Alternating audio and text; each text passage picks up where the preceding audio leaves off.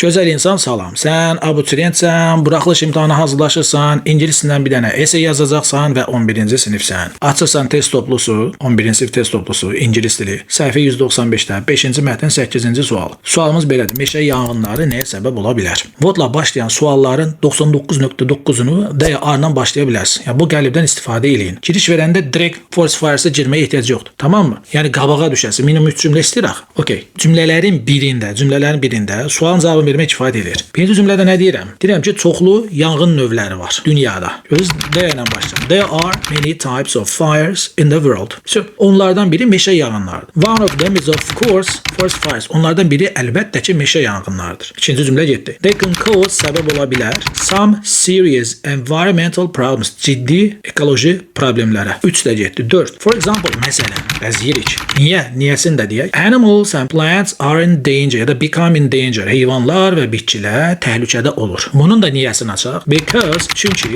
they lose their habitats. Çünki onlar yaşadıkları əraziləri, təbii yaşam alanlarını nə etmiş olurlar? İtirmiş olurlar. 4-cü cümlədə belə getdi. That is why, ona görə də we should be more careful. Daha da ehtiyatlı olmalıyıq and protect our mother nature. Ana təbiətimizi qorumalıyıq. 1, 2, 3, 4 və 5 cümlə. Biri də budaq cümlə. Sadə. Bunun üçün sizin söz bazanız olmalıdır. Zamanları bilməlisiniz. Əsasən present simple zaman forması əsasən. Daha çox olaraq deyirəm. Bir də cümlə strukturlarını azdan çoxdan bilməlisiniz. Bir ikidən budaq cümlə falan filan. Yəni bunlar hamısı praktikanın başındadır və təkrarların başındadır. Solda mətn var. O mətndən də hazır struktur falan söz oğurlaya bilərsiniz. Gətir bata bilərsiniz. Amma plagiat olmasın. Çox gözəl B1, B2, C1, C2 səviyyədə sözlər verməyə ehtiyac yoxdur. Okay, A1, A2, A2 level'da yazsaz kifayət eləyir. Çünki buraxılış imtahanının hazır cavab modellərinə baxanda da orada tam bal almaq üçün Dimin özünün verdiyi cavablar belə çox sadədir. O şəkildə yanaşın. Kitabın arxasındakı cavabları nə eləməyin? Aldanmayın. Çoxlu təkrarlar eləsəz, hər suala çalışın 1, 2, 1, 2, minimum 2 dənə olsa lap yaxşı olar. Beləncə qısa essaylər yazın. Tamam, atın ChatGPT yoxlasın, verin müəlliminiz yoxlasın və sizdə